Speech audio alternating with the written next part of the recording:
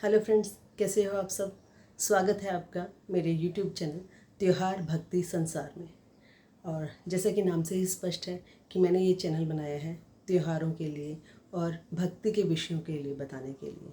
Like कि साल में कौन कौन से त्यौहार आते हैं, कौन कौन से पूजा पाठ व्रत के दिन रहते हैं, तो इन सब चीज़ों के बारे में मैंने बताने को आपको ये चैनल बनाया हुआ है। तो आज मैं आपको बताने जा रही हूँ कि इस साल निर्जला एकादशी कब है, उसका व्रत कैसे किया जाता है, क्यों किया जाता है, पहले किसने किया, क्या विधि है, ये सब चीज़ें मैं आपको बताने जा रही हूँ। और मेन जो बात है वो है निर्जला एकादशी व्रत का रहस्य। हाँ, इस रहस्य को जानने के लिए मेरा जो ये पूरी वीडियो है ये ज़रूर देखिएगा। तो निर्जला एकादशी कब है? इस साल 25 जून 2026 को निर्जला एकादशी है, जो कि गुरुवार का दिन रहेगा, वीरवार का दिन रहेगा, आज ही के दिन। और पहले इस व्रत को किसने किया और क्यों किया, कैसे किया, ये सब मैं आपको बताती हूँ। जो महाभारत का तो आप सबने नाम सुना ही होगा।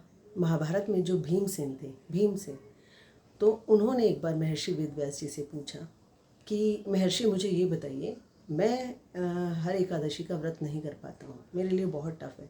क्योंकि आपको जानकारी नहीं है तो मैं बता दूँ, उनको भूख बहुत लगती थी। हाँ, भीम को भूख बहुत लगती थी, वो भूख पे कंट्रोल नहीं कर पाते थे। तो उन्होंने यही रीज़न दिया और महर्षि वेदव्यास जी से पूछा।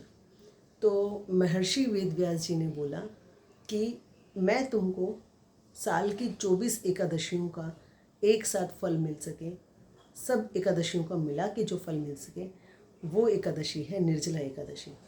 उसके बारे में बताता हूँ, तुम उसका व्रत करो। अभी अगर आप में से किसी को नहीं जानकारी है तो मैं बता देती हूँ। साल की 24 एकादशियाँ क्यों? क्योंकि महीने में 2 एकादशी आती है, तो साल की 24 हो गई। तो वेद व्यास जी का ये कथन था कि अगर आप एक निर्जला एकादशी का व्रत करेंगे तो वो इन साल की 24 एकादशियों के बराबर रहेगा। मतलब इनका जो आपको पुण्य मिलेगा 24 एकादशी का, वो आपको निर्जला एकादशी के अकेले व्रत करने से मिल जाएगा। तो भीमसेन बोले ठीक है, हाँ बताइए कैसे करना है। लेकिन सबसे बड़ी बात यह है कि वो व्रत बहुत टफ होता है। आपको पहले दिन से ही, यानी जिस दिन निर्जला एकादशी व्रत शुरू हो रहा है उस दिन सुबह से लेके जल अन्न कुछ भी नहीं ग्रहण करना। हाँ, पानी भी नहीं पीना होता। जो टफ व्रत रहता है वो तो यही रहता है। और अगले दिन सूर्योदय के बाद पूजा पाठ करके आपको जल ग्रहण करना होता है। और बाकी मैं डिस्क्रिप्शन में पूरा बता दूंगी कि कैसे इस व्रत को खोलना चाहिए, क्या खाना चाहिए, ये चीज़ें मैं आपको डिटेल में बता दूंगी। तो भीम बोले कि ठीक है, मैं ट्राई करके देखता हूँ। और उन्होंने किया। हालांकि उनके लिए बहुत टफ हो गया था, लेकिन उन्होंने किया। उनको मूर्छा आ गई थी। उनकी भी डिटेल डिस्क्रिप्शन में मैं कहानी एक बार अगली वीडियो में आपको बताऊंगी। तो निर्जला एकादशी का व्रत ऐसे किया जाता है।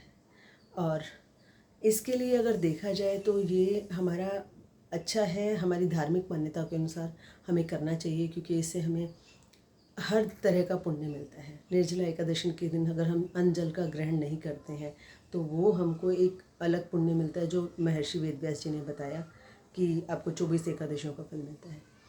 प्लस अगर आप इस दिन अन्न जल का, वस्त्र का दान करते हैं तो उसका भी फल आपको बहुत ज़्यादा मिलता है, कई गुना होके मिलता है। और साइंटिफिक तरीके से भी देखा जाए तो, अगर वैज्ञानिक तरीके से भी देखा जाए तो इसका बहुत अलग महत्वपूर्ण है।